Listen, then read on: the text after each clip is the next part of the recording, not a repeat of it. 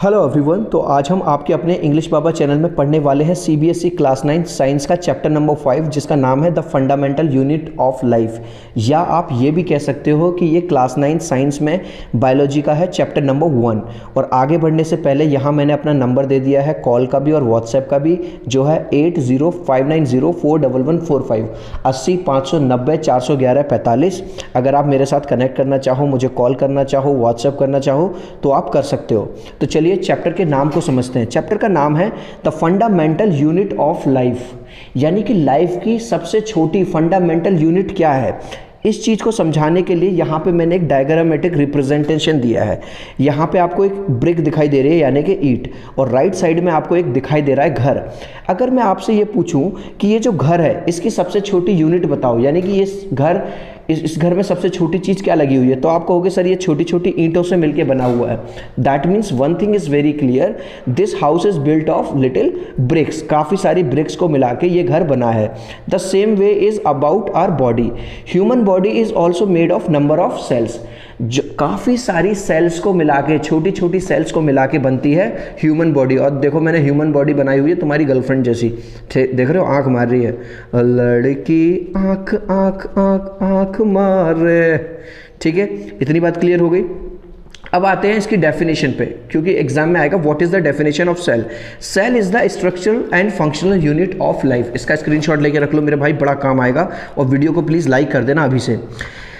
Cell was discovered by Robert Hooke in 1665। अब तुम Robert Hooke को या तो गाली दे सकते हो या प्यार कर सकते हो, क्योंकि अगर रॉबर्ट हुक ना देखते तो ये तुम्हारे सिलेबस में ना होता। रॉबर्ट हुक एक साइंटिस्ट थे, उन्होंने 1665 में सेल की डिस्कवरी की। ये एक नंबर में पूछा जा सकता है।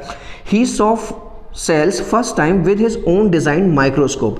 क्योंकि सेल्स बहुत बहुत छोटी होती हैं तो उसने खुद से ही एक माइक्रोस्कोप डिज़ाइन किया था। उसकी हेल्प से ही रॉबर्ट हुक ने क्या देखा था, सेल देखा था। इतनी बात क्लियर हो रही है। और ये है रॉबर्ट हुक, इनके बाल देख लो भाई साहब, लग रहा है बढ़िया वाला शैम्पू लगाते होंगे।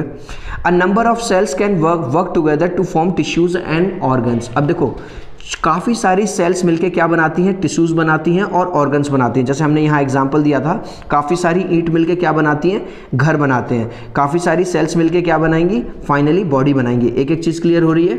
ठीक है, आगे बढ़ रहे हैं। Different shapes and size. जैसे एक क्लास के अंदर 40 बच्चे हैं, कोई बच्चा खेलने में ज़्यादा अच्छा है, कोई बच्चा पढ़ाई में अच्छा है, कोई बच्चा गाली निकालने में अच्छा है, कोई बच्चा गाने में अच्छा है।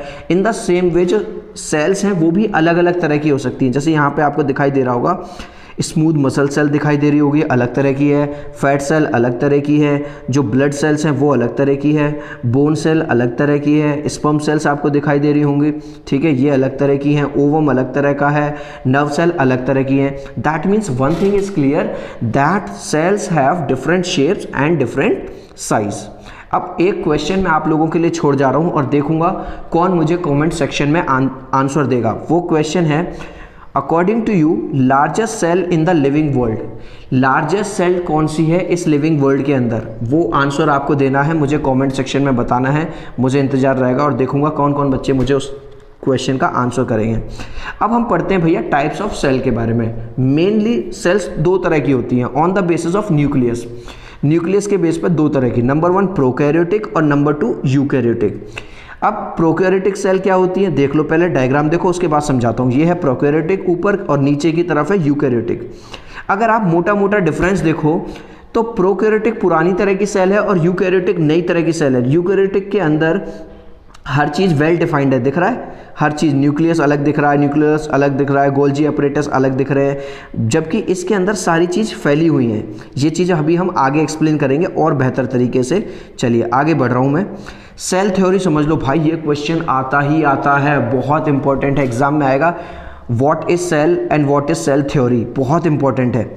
तो सेल थ्योरी क्या कहती है, all living things are composed of cells. जितनी भी लिविंग थिंग्स हैं, चाहे वो कोई जानवर हो, एनिमल हो या ह्यूमन बॉडी हो, वो सारी सेल से मिलके बनी है। Number 2, cells are the basic units of structural and functional in living things. जो सेल हैं वो बेसिक यूनिट हैं, स्ट्रक्चरल वाइज भी और फंक्शनल वाइज भी। New cells are produce from existing cells.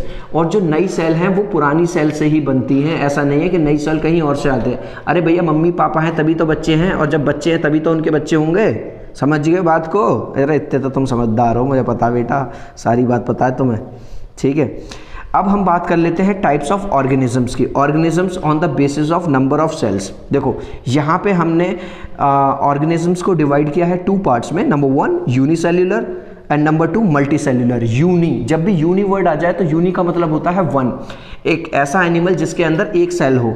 और मल्टीसेल्यूलर जैसे आप हो, मैं हूँ, कोई एनिमल है, ठीक है, डॉग है, बफलो है, जिसके अंदर इसमें जल्दी से डिफरेंस देख लो, इसका स्क्रीनशॉट लेके रख लेना, बड़ा काम आएगा। यूनिसेल्यूलर एनिमल जो है मेड ऑफ 1 सेल्यूलर, 1 सेल का बना होता है, और ये मोर देन 1 सेल से बने होते हैं।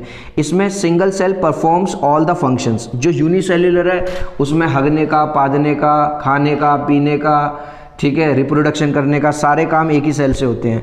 और इसके अंदर क्या नाम है, मल्टीसेल्यूलर के अंदर हर काम के लिए अलग अलग सेल है ना, नहीं है, जैसे तुम्हारी बॉडी के अंदर है, ठीक है।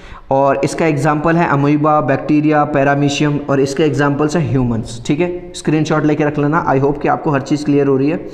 अब यहाँ देख लो, यहाँ पे मैंने लेफ्ट साइड में यूनिसेल्यूलर दिखाया हुआ है और राइट साइड में आपको मल्टीसेल्यूलर। यूनिसेल्यूलर का एग्जाम्पल है अमीबा, ठीक है। अब अमीबा के अंदर क्या होता है, ये यूनिसेल्यूलर एक ही सेल है, उसी से वो खाता है, उसी से जाता है, उसी से सारे काम कर लेता है। लेकिन मल्टीसेल्यूलर देख रहे हो ह्यूमन बींग के केस में, अब ये आदमी क्या कर रहा है, ओ भाई साहब दिन में तो यार मान जाओ, दिन का टाइम है मेरे भाई, रहने दे, छोड़ दे लड़की को, कहाँ किस कर रहा है। तो ये मल्टीसेल्यूलर का एग्जाम्पल है। इसमें काफ़ी सारी सेल्स हैं और अलग अलग सेल्स के अलग अलग काम है, भाई छोड़ दे। अब देखो, नंबर ऑफ सेल्स मिलके बनाती हैं टिश्यूज़, और नंबर ऑफ टिश्यूज़ मिलके बनाते हैं ऑर्गन, और नंबर ऑफ ऑर्गन सिस्टम्स मिलके बनाते हैं पूरी बॉडी को। यही वाली बात तो हो रही थी हमारी, हमने बताया था शुरुआत में the fundamental unit of life में, जिस तरह से छोटी छोटी ईंट मिलके बड़ा सा एक घर बना देती हैं, उस तरह से छोटी छोटी सेल्स मिलके पूरी बॉडी हमारी बनाती हैं। अभी मैंने थोड़ी देर पहले आपको कहा था कि मैं आपको प्रोकैरियोटिक और यूकैरियोटिक सेल दोनों के बीच में डिफरेंस बताऊंगा अच्छे से। अब समझो, यहाँ पे प्रोकैरियोटिक में जो प्रो का मतलब है मेरे भाई वो है प्रिमिटिव यानी कि पुराना, और यू का मतलब है डेवलप्ड। अब तुम कहोगे सर सेल्स के बारे में पढ़ा रहे हो या मोबाइल फ़ोन के बारे में पढ़ा रहे हो? नहीं मेरे भाई, मोबाइल फ़ोन से आपको एक छोटा सा एग्जांपल दे रहा हूँ, क्योंकि आज का बच्चा पबजी खेलता है, ठीक है, फ्री फायर खेलता है, तो मोबाइल से जल्दी समझेगा। अब मुझे एक बात बताओ, जो लेफ़्ट साइड वाला मोबाइल है उसमें अच्छे फंक्शंस होंगे, उसकी स्क्रीन ज़्यादा अच्छी होगी, हैं, उसकी डिस्प्ले ज़्यादा अच्छी होगी, उसकी प्रोसेसर ज़्यादा अच्छा होगा, या ये वाले का, इनका ज़्यादा अच्छा होगा जो न्यूली डेवलप्ड है? अब आप कहोगे सर ओबियसली जो नए डेवलप्ड हैं, क्योंकि इनके अंदर न्यू टेक्नोलॉजी है, अच्छा कैमरा है, बेटर प्रोसेसर है, इनकी बेटर बैटरी है, इनसे मल्टी फंक्शन काम हो सकते हैं। तो मेरे भाई सेम काम किसका हो रहा है? सेम काम जो पुराने एनिमल्स हैं, पुराने से मेरा मतलब है जिनके अंदर यूनिसेल्यूलर है, जो जिनके अंदर एक सेल है, तो उनके अंदर जब एक ही सेल से सारे काम हो रहे हैं तो इसका मतलब वो क्या है, लेस डेवलप्ड है, जैसे कि बैक्टीरिया।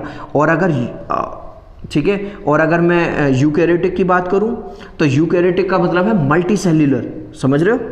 आगे बढ़ते हैं। अब देखो प्रोकैरियोटिक, प्रो का मतलब क्या बताया था? प्रिमिटिव यानी पुराना। अब इसके अंदर देखो, इसके अंदर सारी चीज़ फैली हुई है, कोई भी चीज़ वेल डिफाइंड नहीं है, ठीक है। देखो कहीं पे आपको अच्छा सा न्यूक्लियस कहीं दिखाई नहीं दे रहा, लेकिन अगर इसमें बात करूं तो देखो हर चीज़ वेल डिफाइंड है। दिख रहा है यहाँ पे न्यूक्लियस आपको, ये रहा।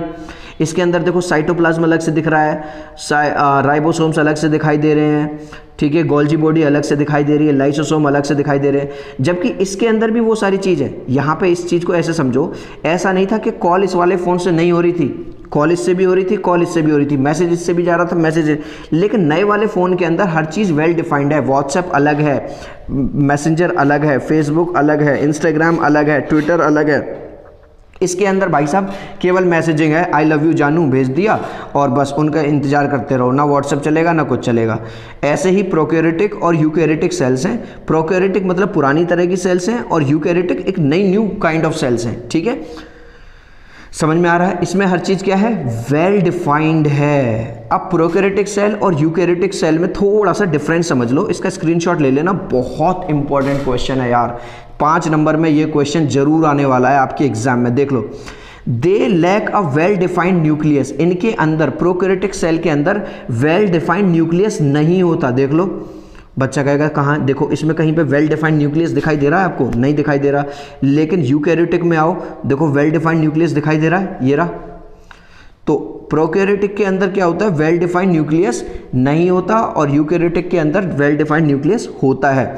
Usually have double stranded circular DNA, prokaryotic के अंदर सर्कुलर डीएनए होता है यूजुअली, और वो भी डबल स्ट्रैंडेड होता है। और इनके अंदर यूकैरियोटिक के अंदर कैसा होता है, लीनियर होता है, लीनियर डबल स्ट्रैंडेड होता है। इनके अंदर प्रोकैरियोटिक के अंदर माइटोकॉन्ड्रिया नहीं होते, देख लो इसमें क्या आपको कहीं पे भी प्रोकैरियोटिक सेल के अंदर माइटोकॉन्ड्रिया दिखाई दे रहे हैं, नहीं दिख रहे। लेकिन यहाँ पे देखो क्या आपको माइटोकॉन्ड्रियाज दिखाई दे रहे हैं, ये रहे भाई, ये रहे माइटोकॉन्ड्रिया दिख रहा है। तो प्रोकैरियोटिक सेल के अंदर माइटोकॉन्ड्रिया भी नहीं है और इसके अंदर माइटोकॉन्ड्रिया है यूकैरियोटिक के अंदर। अब इसकी बात करूं प्रोकैरियोटिक की, इसमें जो राइबोसोम्स होते हैं वो 70S, यानी 2 टाइप्स ऑफ राइबोसोम्स होते हैं, 70S और 80S। तो अब जैसे आपने देखा होगा जो पुराने फ़ोन है प्रोसेसर उनमें भी होता है, नए वाले में भी होता है। तो जो नए वाले फ़ोन है उनके अंदर प्रोसेसर बढ़िया होगा। तो पुराने वाले के अंदर क्या है, राइबोसोम्स है 70S टाइप्स के और इसमें है 80S टाइप्स के। Golgi apparatus and endoplasmic reticulum also absent, जो अदर जो गोल्जी अपरेटस हैं वो सब एब्सेंट हैं। और इसके अंदर यूकैरियोटिक के अंदर गोल्जी अपरेटस और एंडोप्लाज्मिक रेक्टिकुलम जो है वो सब प्रेजेंट है।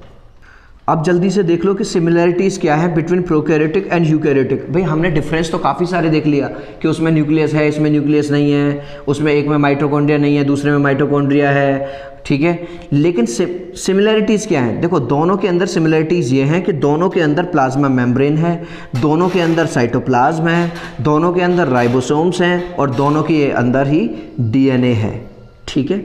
तो यहाँ पे मैं फिनिश कर रहा हूँ पार्ट नंबर 1।